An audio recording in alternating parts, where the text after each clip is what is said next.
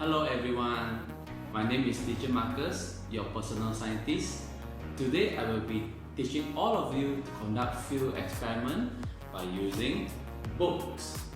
So I believe all of you have books at your home. So this particular experiment you can conduct it easily at home. Okay. So today Teacher Marcus will be teaching 3 experiments, and all these 3 experiments is very interesting. And we're going to use books and some other material as well. Okay, so without further ado, let's start our first experiment.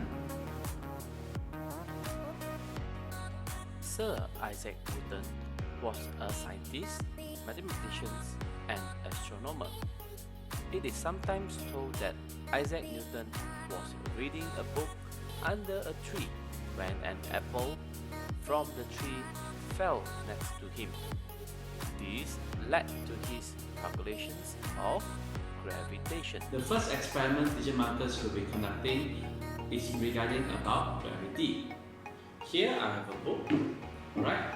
So if I put it high enough away from the table and I let go, the book will fall and drop and reach the table. This is because there is a pulling force, meaning a gravity, towards to the center of the earth. Okay, so I do it again, and this is the cause and effect of gravity. Now you need to prepare a piece of tissue paper. Alright, we're going to compare the effect of gravity between a book and a piece of tissue paper. So the experiment is very simple. I'm going to lift these two up high enough at the same distance. I'm going to let go both of the object and see which one will fall first. Alright, maybe you can take a wild guess. Okay, so see which one will fall first. 3, 2, 1. You can see the book will fall first and the tissue is still flying around, okay, floating around the air. So this is because of the cause and action, the cause and effect of the object that you can see is the gravitational pull. Now, according to Sir Isaac Newton, he said that gravity acts on every object on Earth with the same amount of force. Meaning, the gravity that pull down a book and a tissue paper should be the same. So, in order to conduct this experiment, very simple. You need to put this piece of tissue paper right above the book. Okay, Teacher Marcus didn't use any glue, just right above the book. And now you may drop the book again, and this time you can see something magical happen. You can see the tissue paper is still there, and you can lift it up easily. Yeah, so I do it again, and this time you can see the gravitational pulling force is at the same on the book and the tissue paper, where they pull down with the same amount of gravitational force. 3, 2, 1. That. So the earlier experiment, you can see the tissue paper is floating, is because of there is air around us. Okay, there's air around us that make this tissue paper float around. So the best way to conduct this experiment is you need to do it in a vacuum chamber. A vacuum chamber where we can drop all the air. There's no more air inside the chamber. Then you drop these two books together. Then these two objects will fall at the same time. What is a force? A force is a push or a pull on an object. A force happens when two objects interact. In this case, this boy is pushing the box or pulling the box. In this picture, showing you a man pushing a box forward. The frictional force will act against you at the opposite direction. Heat will created in between the two surfaces from the box and the floor. For the second experiment of the day, Teacher Marcus is going to conduct one experiment regarding friction. Now friction happens when there's two surfaces rub against each other. Yeah, it will create a frictional force. Meaning, the more surface they contact each other, the greater the force. Okay, so there you go. I have two identical books over here. Alright. Now to do this experiment, teacher Marcus is going to flip this paper one by one, so they can crisscross each other. See that? You see? They crisscross each other. Alright? So when I do this way, it's meaning that there is a lot of surface contacting each other. Yeah, contact each other, and it will create a tremendous amount of friction. Okay? So I'm going to do it faster. Yeah, I'm not going to do page by page, but I'm going to skip like 2 to 3 pages each time. Alright.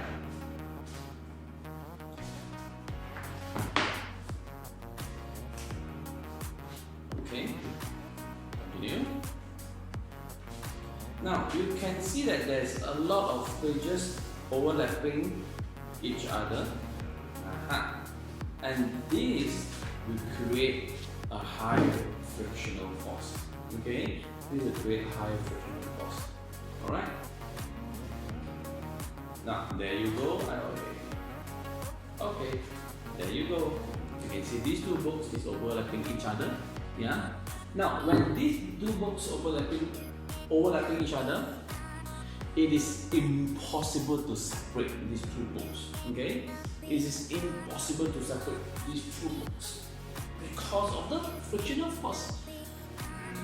Even you need a tank. Yeah, you need a tank to separate these two books. Yeah, it's because the frictional force is too much and impossible to separate these two books. Okay, so you may try this at home. The third experiment of the day, teacher Marcus will be conducting one experiment regarding structural strength. Do you think a piece of paper like this can support the weight of all these books? Now, without further ado, teacher Marcus will teach you a trick by using 4 pieces of paper, and it can support the weight of these books. I have a weighing machine here with me, and you may conduct this experiment as a competition between your brother or sister, or maybe your mommy or daddy at home, okay, to see which one can carry more books or more weight. Okay, now what you need to do is you need a piece of paper. You use a used paper and roll it into a cylinder shape. Okay, roll it into a cylinder shape. Alright, so after you roll into a cylinder shape, you need to use a cellophane tape to tape one at the center, another one at the top, and another one at the bottom. Okay, so you have this cylinder, and you need to make 4 cylinders. Okay, so let's try.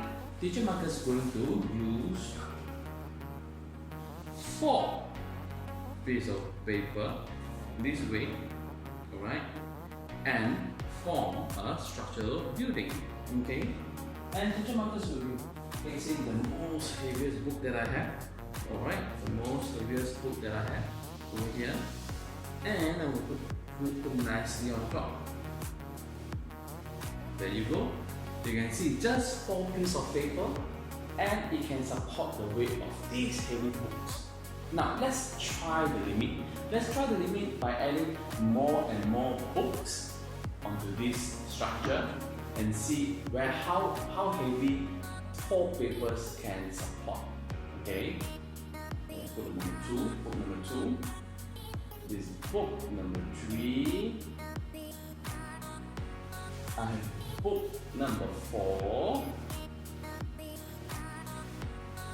I think my paper is still standing nicely. Book number 5, book number 6, book number 7, book number 8, book number 9, book number 10, book number 11, book number 12. So right here I can support almost 12 books, and I believe can carry on with more books. Okay, so to test how heavy is this book, alright, I'm going to put it on the weighing machine.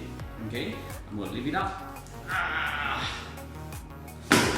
Yeah, just these 4 light piece of paper, you can support a lot of books. Okay, so I'm going to put this on my weighing scale to see how heavy is my book. Alright, I think it's too much already, too heavy. Okay, so I'm going to do it half. Okay, from the half over here I have 7 kg. No, 3 kg. Sorry, 3 kg. And I'm going to add with this 3 plus 5 kg, around 5 kg. Here I have 8 kg of weight. Alright, just 4 pieces of paper, it can carry up to 8 kg of weight and even more. This is a picture showing you how structural force can be transferred across to the column of the building. This is Daruhana Bridge, located in Kuching, Sarawak. Next time, if you have a chance, visit this bridge, observe the triangle beam under the bridge. The triangle beam will transfer the load to the column. I hope all of you enjoyed today's 3 experiment, and I will see you next time. Bye bye.